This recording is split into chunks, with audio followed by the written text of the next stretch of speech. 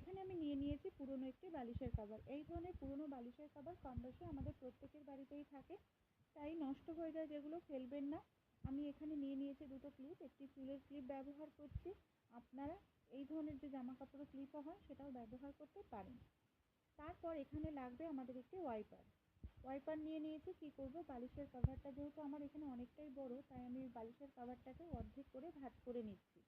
তার ওপর আমি ওয়াইপারটাকে এইভাবে রাখবো আর বালিশের কভার দিয়ে ওয়াইপারটাকে এইভাবে ভালো করে ঢেকে দেবো। বালিশের কভারটা যাতে খুলে না যায় ওয়াইপার থেকে, এর জন্য দু সাইডে আমি দুটো ক্লিপ এইভাবে লাগিয়ে দিচ্ছি, টাইটভাবে আটকে থাকবে, খুলে যাবে না। তারপর বালিশের কভারটাকে আপনারা খুব ভালো করে ভিজিয়ে নেন, আগেও ভিজিয়ে নিতে পারেন। কী কাজে ব্যবহার করব, ঘর মোছার জন্য। হ্যাঁ, অনেক সময় দেখা যায় আমরা যখন নিচু হয়ে ঘর মুছি আমাদের অনেকেরই কোমরে যন্ত্রণা, হাঁটু যন্ত্রণা করে। অনেকের বাড়িতেই হাতের কাছে মপ থাকে না। মপ না থাকলে এইভাবে আপনারা খুব সহজেই দাঁড়িয়ে দাঁড়িয়ে ঘর মুছে নিতে পারেন। আরও একটি সুবিধা, যেখানে আপনাদের হাত পৌঁছায় না সেই সব জায়গাতেও না আপনারা খুব সহজেই ঘরটা মুছে নিতে পারবেন। শুধু ঘর মোছা নয়, অনেক সময় রান্নাঘরের দেয়ালগুলো, টাইলসগুলো খুব নোংরা হয়।